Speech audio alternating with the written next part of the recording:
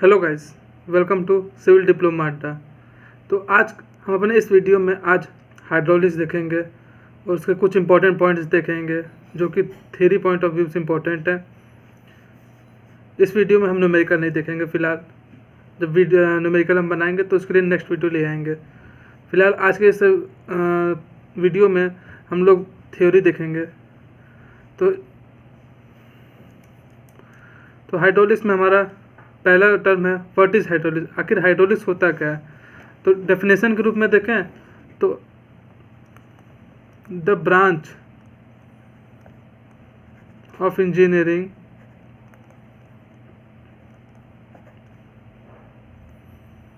which deals with water in motion or rest is known as hydraulics. यानी कि engineering का वो branch जिसमें हम वाटर से रिलेटेड, चाहे वाटर रेस्ट में है चाहे मोशन में है, तो उससे रिलेटेड जो भी हम इंजीनियरिंग पॉइंट ऑफ व्यू से देखते हैं उससे हम लोग हाइड्रोलिक्स कहते हैं। ठीक है, तो इसी में पहला टर्म आ जाएगा आपका जो कि हाइड्रोलिक्स रिलेटेड है, वो है डेंसिटी ऑफ वाटर। आखिर वाटर की डेंसिटी कितनी होती है? अगर दोस्तों आपको पता है तो नीचे कमेंट करके ज़रूर बताइएगा। तो वाटर की डेंसिटी का फॉर्मूला हम लोग पहले देखते हैं। The mass per unit volume of water at standard temperature and pressure. तो ये फॉर्मूला हो गया। पर वाटर की जो डेंसिटी होता है वो होता है आपका 1000 kg पर मीटर क्यूब।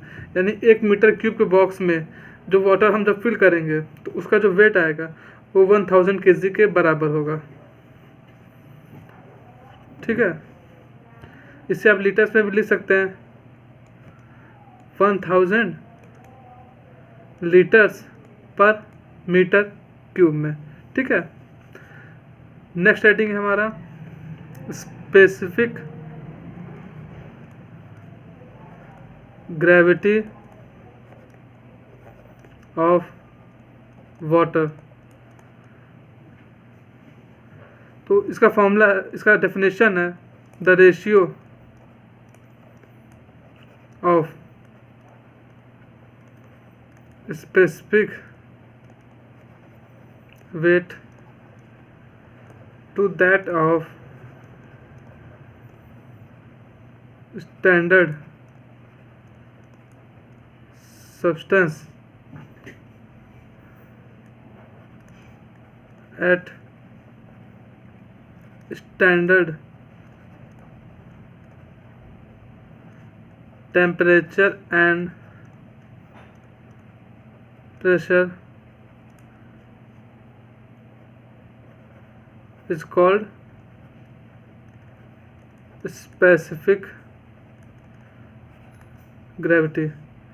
यानी कि स्पेसिफिक वेट एक सब्सटेंस का जिसका हमें पता है, और एक स्पेसिफिक वेट जो कि स्टैंडर्ड लिक्विड है, यानी जिसे जो कि हम वाटर कंसीडर करते हैं, उसका जो रेशियो बनता है वो स्पेसिफिक ग्रेविटी ऑफ वाटर कहलाता है।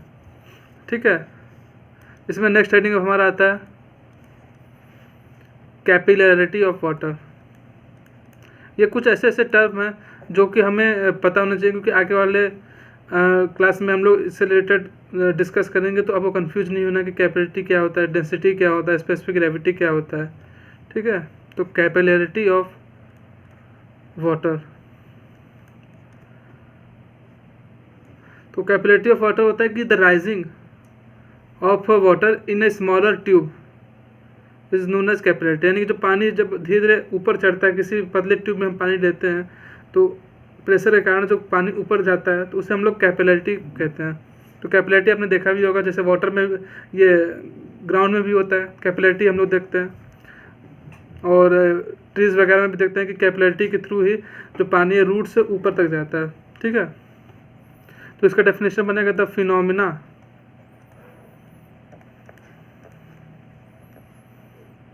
Of rising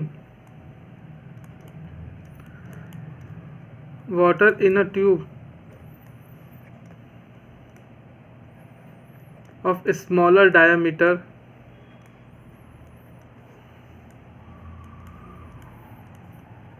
dipped in water is called capillarity of water।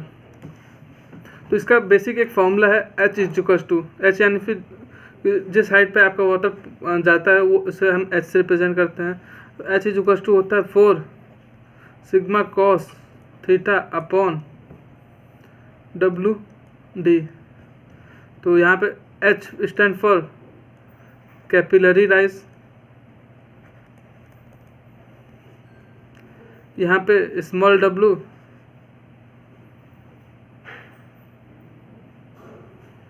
Specific weight, D हो गया inner diameter of tube, and sigma हो गया सरफेस टेंशन। ठीक है, अब नेक्स्ट हमारा हेडिंग है फ्लूइड प्रेशर।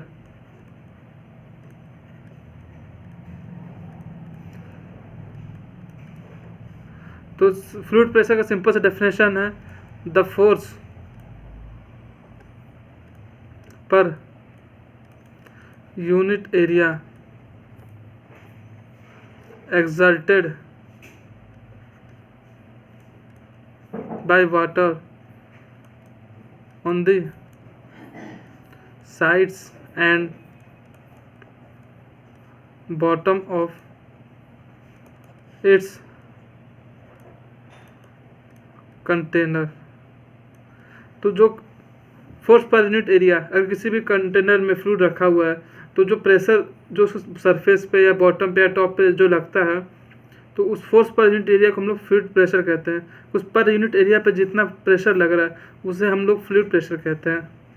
ठीक है, अब हमारा नेक्स्ट हेडिंग है टाइप्स ऑफ प्रेशर। तो कितने टाइप्स ऑफ प्रेशर होते हैं? तो इसमें पहला टाइप है आपका atmospheric,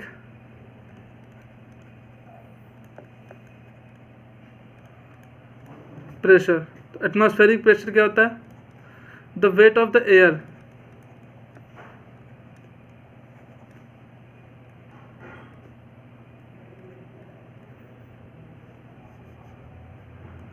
above the surface of earth is called atmospheric pressure. यानी कि अर्थ के सरफेस से उसके ऊपर जितना भी एयर का वेट है उसके वजह से जो अर्थ के ऊपर प्रेशर लग रहा है उस एयर के वेट के कारण उसे हम लोग एटमॉस्फेरिक प्रेशर से रिप्रेजेंट करते हैं। तो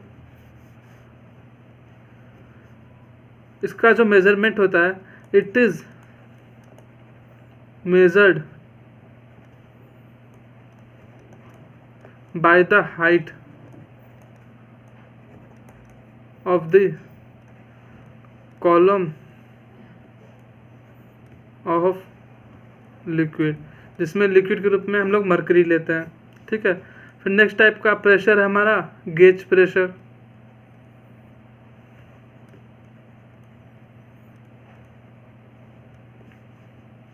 तो गेज प्रेशर क्या है? The pressure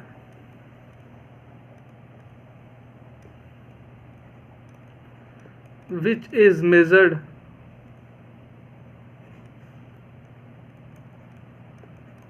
with the help of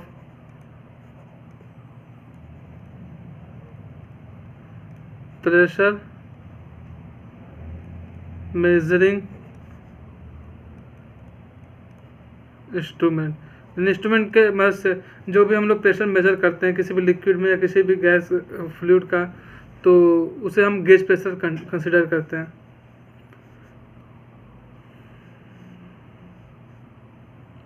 और जो आप गेज प्रेशर मेजर करते हैं ये it is respect to atmospheric pressure के होता है। ठीक है, एटमॉस्फेरिक के रिस्पेक्ट में हम लोग गेज प्रेशर निकालते हैं। फिर इसमें थर्ड टाइप ऑफ प्रेशर है आपका एब्सोल्यूट प्रेशर।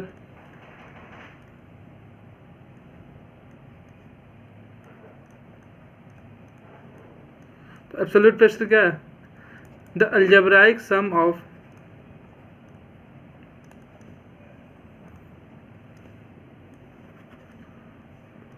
एटमॉस्फेरिक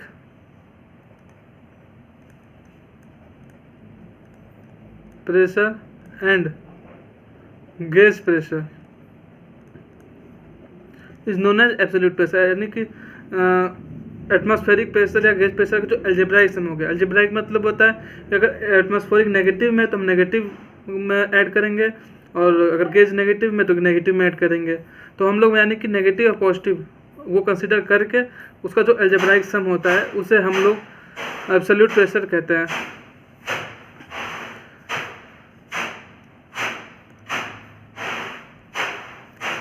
इसी में एक हेडिंग है पास्कल्स लॉ। पास्कल्स लॉ, तो पास्कल्स लॉ क्या कहता है? The intensity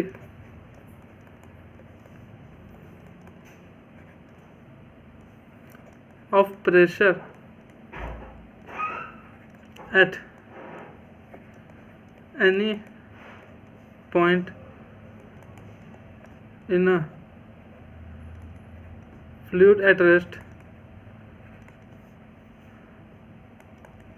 is same in all direction।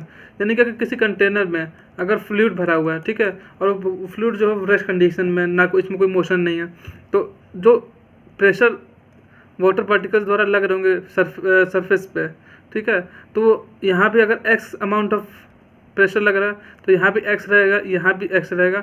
यानी कि अगर कोई लिक्विड रेस्ट में है तो आपका जो इंटेंसिटी ऑफ प्रेशर रहेगा वो जो लेयर है वहाँ पे बराबर रहेगा, सभी लेयर पे बराबर लगेगा। ठीक है, अब नेक्स्ट हेडिंग है measurement of the liquid pressure. Simple manometer आपका बेसिकली यू बेंड का बना होता है, और इसमें ये जो पोर्शन होता है ये आपका गेज इंस्ट्रूमेंट कहलाता है। इसी मदद से आप पॉजिटिव या फिर नेगेटिव प्रेशर मेज़र करते हैं। ठीक है, माइक्रो मैनोमीटर का ये सिंपल मैनोमीटर का एक एडवांस रूप है माइक्रो मैनोमीटर। इसमें एक क्रॉस सेक्शन बना, रेक्टेंगुलर क्रॉस सेक्शन होता है। इसका ये बेनिफिट ये मिलता है कि अगर हल्का सा भी फ्लक्चुएशन रहेगा प्रेशर में तो वो आसानी से मेजर कर सकता है। तो माइक्रो मैनोमीटर एक तरह का सिंपल मैनोमीटर है पर मॉडिफाइड रूप का। ठीक है, तो सिंपल मैनोमीटर इसमें आप positive as well as negative pressure measure कर सकते हैं। ठीक है, नेक्स्ट है डिफरेंशियल मैनोमीटर। डिफरेंशियल मैनोमीटर में आपका बेसिकली सेम ये यू बेंड स्ट्रक्चर ही होता है जो कि दो गेज ऑपरेटर से जुड़ा रहता है, और इनका जो डिफरेंस आता है उसकी मदद से प्रेशर डिफरेंस का हाइट निकलता है। और ये जो लिक्विड इसमें होता है मरकरी बेसिकली यूज़ करते हैं। और वही इन्वर्टेड डिफरेंशियल मैनोमीटर में ये उसका जस्ट उल्टा रूप होता है, और ये स्मॉल प्रेशर को मेजर करने के लिए होता है। इसमें जो लिक्विड होता है वो लाइट वेट का लिक्विड होता है, और ये बहुत ही स्मॉल प्रेशर को मेजरमेंट आसानी से कर सकता है। ठीक है, अब नेक्स्ट हेडिंग है पीजोमीटर ट्यूब। तो पीजोमीटर ट्यूब एक साइड से ओपन होता है, ओपन एट वन एंड, जिसमें लिक्विड जो है फ्रीली मूव करता है, और इसका जो हाइट जितना ऊपर जाता है उसे हम लोग प्रेशर हेड से रिप्रेजेंट करते हैं। ठीक है, और इस तरह का जो पीजोमीटर ट्यूब है बेसिकली गेज प्रेशर को मेजर करने के लिए ही होता है, used only to measure gauge pressure. पर इन सब ट्यूब का एक ड्रॉबैक है कि this tube are not suitable for high pressure, यानी हाई प्रेशर को मेजर करने के लिए पीजोमीटर ट्यूब सुटेबल नहीं है। ठीक है, अब नेक्स्ट हेडिंग है हमारा सेंटर ऑफ प्रेशर। तो सेंटर ऑफ प्रेशर मतलब द पॉइंट एट विच, जहाँ पे सभी लिक्विड का फोर्स का रिजल्टेंट लाई करता हो, उसे हम लोग सेंटर ऑफ प्रेशर कहते हैं। तो the point through which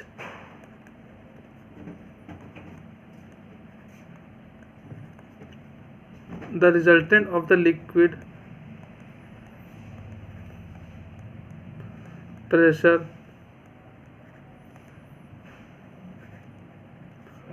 acting on surface acts। तो सेंटर ऑफ प्रेशर निकालने के लिए दो कंडीशन होते हैं। एक पहला होता है कि centre of pressure of a vertically immersed plane surface. अगर जो आपका सरफेस है वो वर्टिकली इमर्स्ड है वाटर में, तो उसके लिए हम लोग जो फॉर्मूला यूज़ करेंगे वो होगा H = IG S बार प्लस X बार। पर वहीं अगर जो सेंटर ऑफ प्रेशर है वो अगर इंक्लाइंड है, इंक्लाइंड सरफेस के लिए है,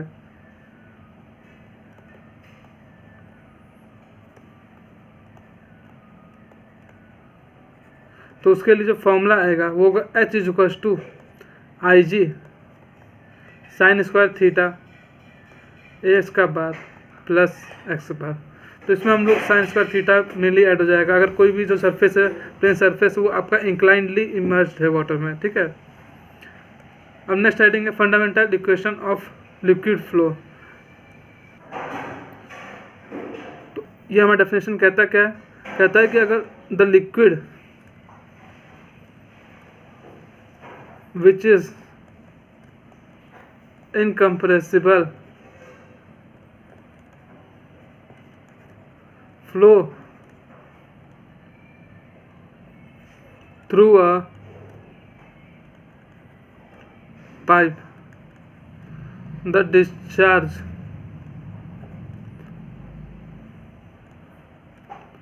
remains the same irrespective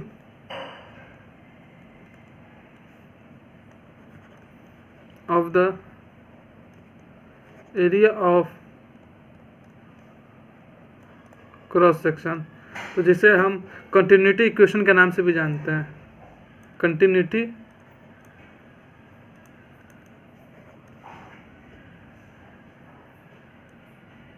equation. तो जो इक्वेशन है इसका कहने का मतलब है कि अगर कोई भी वाटर है किसी भी पाइप से फ्लो या चैनल से फ्लो कर रहा है और वो अगर इनकम्प्रेसिबल है, तो जो पाइप में फ्लो हो रहा है तो वो जो डिस्चार्ज होगा वो बराबर रहेगा। वो डायमीटर के पाइप के ऊपर डिपेंड नहीं करेगा कि कितना पतला है, कितना मोटा डायमीटर है उसका पाइप का। जो डिस्चार्ज रहेगा वो सेम रहेगा, प्रेशर बढ़ जाएगा। यानी इसको हम सिंपली ऐसे भी लिख सकते हैं A1 V1 = A2 V2 = A3 V3 dash. यानी कि अगर किसी भी पाइप का क्रॉस सेक्शन अगर A1 है तो और उसकी वेलोसिटी V1 है, तो वो दूसरे क्रॉस सेक्शन के पाइप के, वो चाहे पतला चाहे मोटा हो, अगर पतला होगा तो A2 कम हो जाएगा, पर वहीं आपका V2 जो है वो V1 से बढ़ जाएगा। यानी कि ज़्यादा फोर्स वाटर आएगा, डिस्चार्ज जो रहेगा वो आपका सेम रहेगा इस कंडीशन में। ये आपका इक्वेशन ऑफ कंटिन्यूटी कहलाता है। ठीक है, नेक्स्ट है types of flow in pipe. तो पहला टाइप है uniform flow. Uniform flow pipe में तब कहेंगे जब वेलोसिटी ऑफ लिक्विड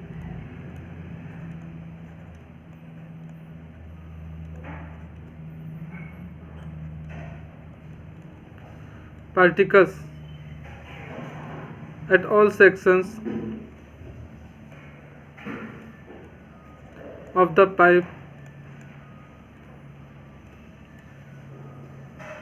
और channel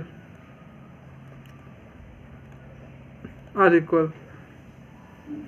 अगर किसी भी पाइप या चैनल में अगर जो वाटर का वेलोसिटी है वो सेम है तो उसको हम लोग यूनिफॉर्म फ्लो कहेंगे। सेकंड है नॉन यूनिफॉर्म फ्लो।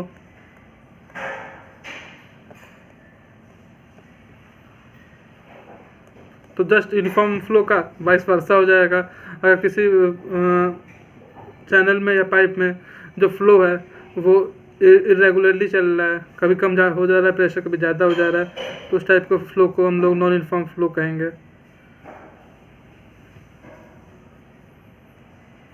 फिर थर्ड पॉइंट है steady flow.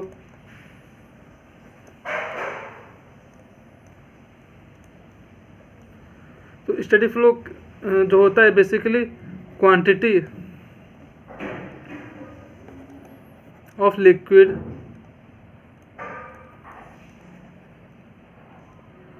Flowing per second is constant. जिस किसी फ्लो में जो वाटर का क्वांटिटी है पर सेकेंड फ्लो कर रहा है तो बराबर है, तो वो इस टाइप का फ्लो को स्टेडी फ्लो कहेंगे। अगर क्यू अमाउंट क्वांटिटी का वाटर फ्लो कर रहा है टी टाइम में और ये चीज़ हर पाइप में सेम है, हर जगह सेम है एट एवरी पॉइंट, तो इस टाइप के फ्लो को हम लोग स्टेडी फ्लो कहेंगे। ठीक है, फिर सेम अनस्टेडी फ्लो, इसका जस्ट वाइस वर्सा हो जाएगा, जहाँ पे quantity of liquid flowing per second बराबर नहीं हो। ठीक है, फिर नेक्स्ट है स्ट्रीम लाइन फ्लो। तो फ्लो को हम स्ट्रीम लाइन कब कहेंगे? जब the flow in the path of individual particle of liquid do not cross each other, यानी कि बिल्कुल एक सीधी स्ट्रेट लाइन में वाटर जो है मूव करें, उस टाइप के मूवमेंट को हम लोग स्ट्रीम लाइन फ्लो कहते हैं। यानी कि the flow in which path of individual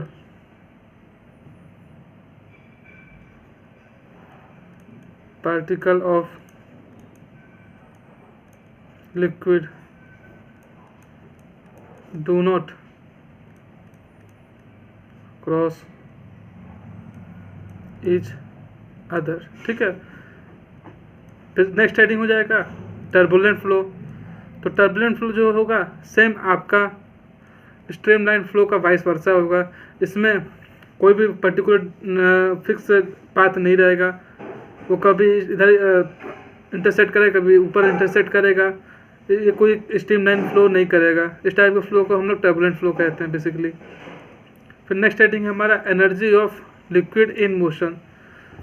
तो जब कोई भी वाटर जो होता है वो अगर मोशन में है, ठीक है, तो उसमें कौन कौन से एनर्जी वो पॉज करता है। ठीक है, तो पहला एनर्जी है आपका पोटेंशियल एनर्जी। अगर कोई लिक्विड अपने किसी पोजीशन पे है, ठीक है, तो उस अपने पोजीशन पे रहने की वजह से उसके अंदर भी एनर्जी होता है जिसे हम लोग पोटेंशियल एनर्जी कहते हैं। यानी कि the energy possessed by a liquid particle by virtue of its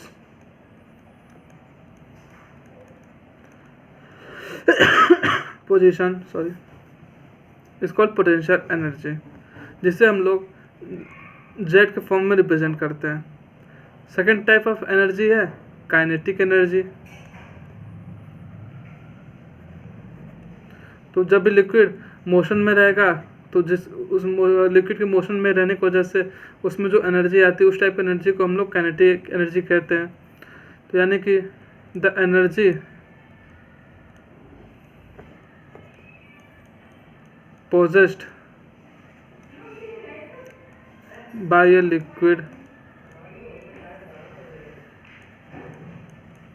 particle by virtue of its velocity। तो इसे हम लोग v²/2g के फॉर्म में रिप्रेजेंट करते हैं काइनेटिक एनर्जी को। अब थर्ड टाइप का एनर्जी हमारा है वो है pressure energy.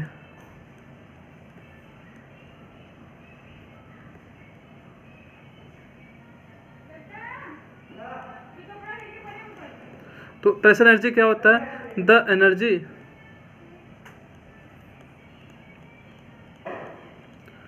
possessed by liquid by virtue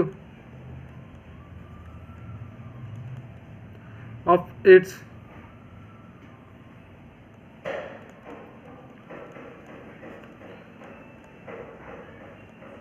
pressure. यानी कि जब भी लिक्विड किसी पाइप में फ्लो करता है तो उसमें पहले से एक प्रेशर होता है जो बैकवर्ड से प्रेशर आता है फॉरवर्ड जाने के लिए, उस टाइप के प्रेशर को हम लोग प्रेशर एनर्जी कहते हैं। ठीक है, तो इसे हम लोग P/W के फॉर्म में रिप्रेजेंट करते हैं। ठीक है, तो इसी तीनों फॉर्मूले से हमारा बर्नौलीज थ्योरम डिराइव होता है, जो कि बर्नौलीज थ्योरम कहता है क्या है? बर्नौलीज थ्योरम कहता है फॉर परफेक्ट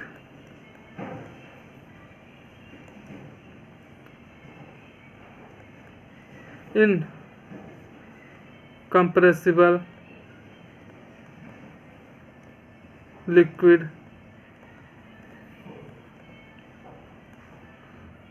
flowing, इनकम्प्रेसिबल ये साथ में रहेगा। ठीक है, अलग मत कर लीजिएगा। इन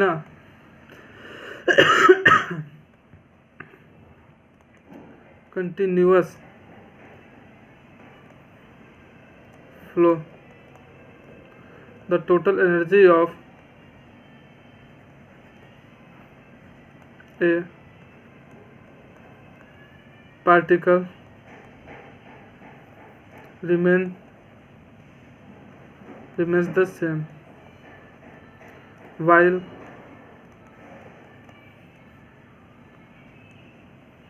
the particle moves from one point to another। यानी कि अगर कोई भी लिक्विड इनकम्प्रेसिबल है और वो किसी भी पाइप में फ्लो कर रहा है, ठीक है, तो जो एनर्जी रहेगा टोटल एनर्जी, यानी कि potential energy, kinetic energy, pressure energy, वो सेम रहेगा हर एक पॉइंट पे जो भी पार्टिकल जो है one point two another point move कर रहा हो। तो बर्नौलीज थ्योरम से जो बर्नौलीज थ्योरम है उससे डिराइव होता है Z plus v²/2g plus P/W is equals to constant. ये एक इम्पॉर्टेंट फॉर्मूला है, इसको दोस्तों याद कर लीजिएगा। इससे रिलेटेड न्यूमेरिकल्स भी आते हैं। ठीक है, तो दोस्तों आज के लिए इतना ही रखते हैं। अब हम लोग अपने नेक्स्ट क्लास में इससे आगे वाले टॉपिक देखेंगे कि हाइड्रोलिक्स में और क्या क्या नए टॉपिक्स हैं। तब तक के लिए वीडियो को लाइक करें, शेयर करें और चैनल को सब्सक्राइब करें। और दोस्तों अगर कोई भी डाउट है तो आप ज़रूर कमेंट करिएगा, उसका हम समाधान करेंगे। ठीक है, टॉपिक से रिलेटेड जो भी डाउट है। ठीक है।